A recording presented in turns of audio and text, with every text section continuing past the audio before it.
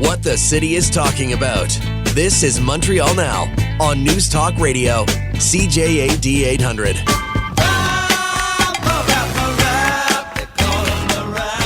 I'm the city councillor of the district where it's happening, and I wasn't aware of it. You heard from Glenn Castagnera from the Merchant Association of the district. He hasn't been consulted. L'Association Hôtelière du Grand Montréal was not consulted neither. Alain Croton, the owner of Chez Alexandre on Peel, and also the president of the Merchant Association of Peel Street, wasn't consulted at all neither. So when she says that everybody was consulted, it is not true. Yeah, or as we like to say, a lie. James Mennie, the Montreal Gazette on the line. Jim, we started talking about this yesterday. More details now. So from what you've heard, this is starting to look like it's blown back a little bit on the city, isn't it? Oh, more than a little, Aaron. And quite frankly, the reason I asked to speak about it again today was that in the past, the Board of Trade of Greater Montreal has, been at odds with the city administration. But when they put out a communique saying it's time for a real consultation on the future of St. Catherine Street, the only thing that's implicit in there is that stop lying to us, as you say. You have to turn around, stop telling people they were consulted. They weren't consulted. And above and beyond everything else, when you have a city administration that is so clearly proceeding on its own, I can't remember, even in the sort of worst battle days of Jean Drapeau, he's an autocrat. He doesn't listen. You know what? At least he didn't turn around and say, I consulted with people when he didn't consult with people. At least he didn't turn around and say, there's a consensus on this. He said, this is how we're doing things because, you know what? I'm the boss. Here, Projet Montreal, as usual, has to have this veneer of democracy, this veneer of consensus, of competence, Aaron, on yet another dumb idea that's going to cost us millions and go nowhere. So, yeah, here we go again. And as I said yesterday, and this is really scaring the hell out of me, how much damage are these clowns going to do to Montreal before they get kicked out of office next November? Because there's still plenty of time for them to embark on all kinds of ridiculous projects, which are very, very welcome in the Plateau Montreal, Aaron. They're very, very welcomed among those who like to, train every morning, use Mount Royal as their private practice run for their bicycles. But the fact is, this city is getting screwed, and it's time somebody stood up and did something about it, or at least someone stood up. I'm not even sure, given the scale of this, whether there will be any grounds on the part of merchants in downtown Montreal to turn around, even if it's symbolic, to say, listen, get an injunction or something to say, listen, stop this, pending an examination in depth of whether or not this is even,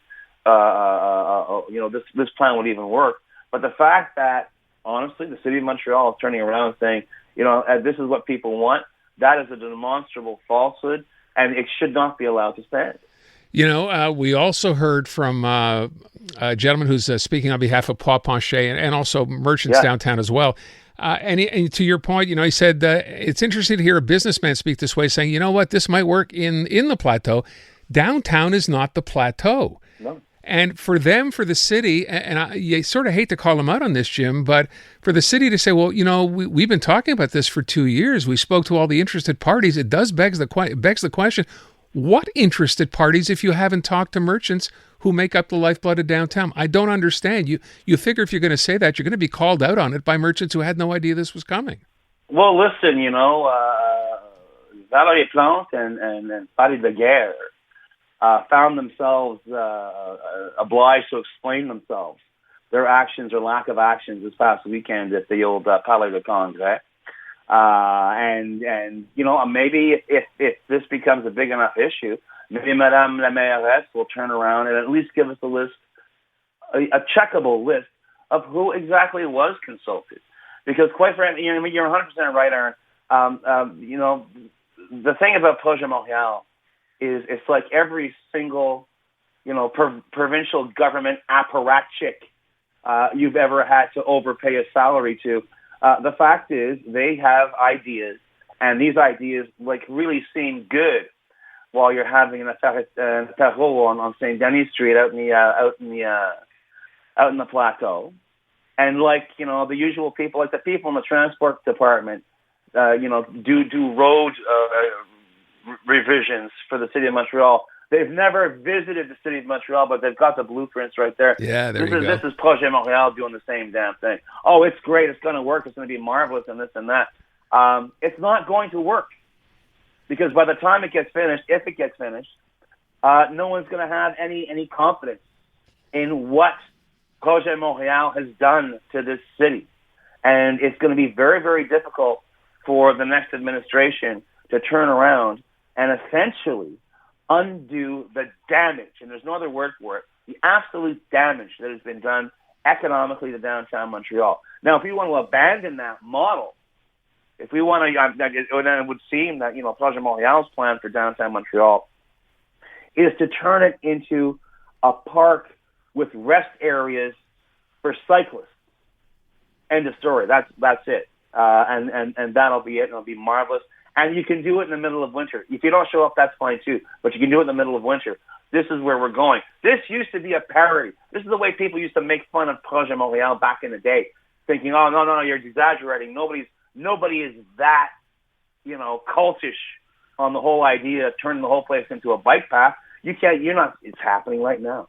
And Valerie Plante, it's her last term. She knows she's got nothing to lose. Yeah. She can do whatever the hell she wants.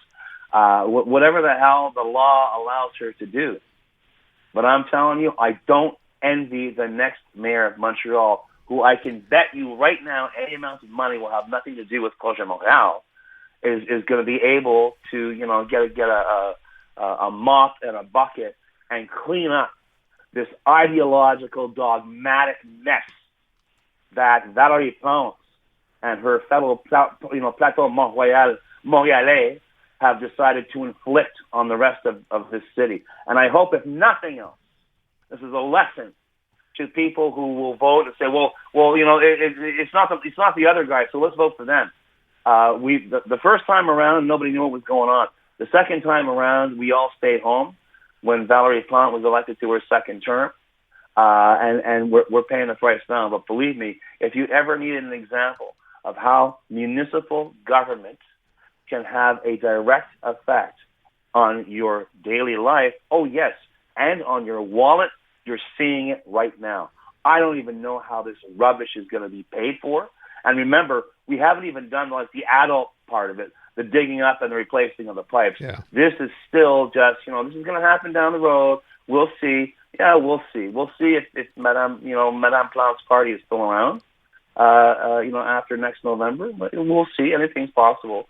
But the fact is, I'm looking at the damage now, Aaron, and I am scratching my head over how any of it can be undone. We have talked in the past about where's anybody else at least throwing their hat in the ring, because there's so much to complain about this administration. And I wonder, Jim, when you sent me that note from the Montreal Chamber of Commerce, so Michel Leblanc's name's been floated a couple of times. He's never really said anything one way or the other. But I'm thinking today it's not typical for the Chamber of Commerce to come out against the city, in a sense. Absolutely not. Well, certainly not to suggest in the headline of his communique that the city of Montreal has been lying. Okay, that's unheard of.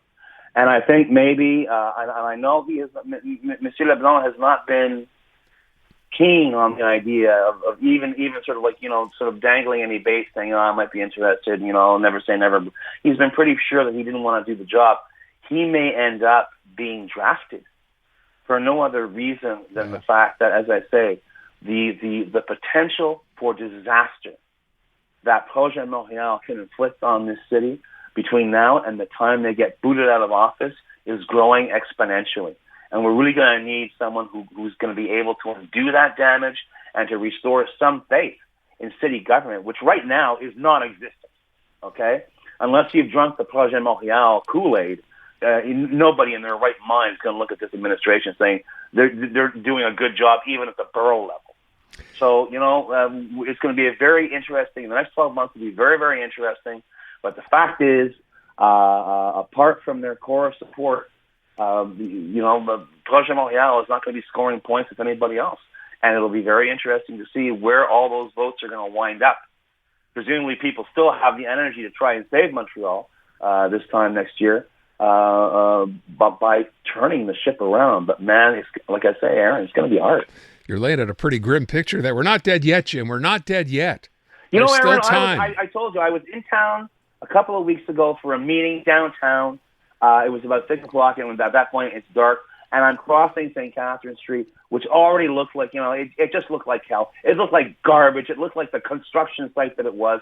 But I'm looking to see what they've done. And as I said, it's the width of one car lane and a bicycle lane with wide sidewalks. And I'm thinking, this is the last thing on earth anybody needed. But then little did I realize they were going to shut down 2 sections of it to traffic. The only thing they haven't done, Aaron, is place TNT charges in strategic positions along St. Catherine Street just to turn it into a bloody trench. It's not too late yet. James Mennie at the Montreal Gazette. Thank you, Jim. The man.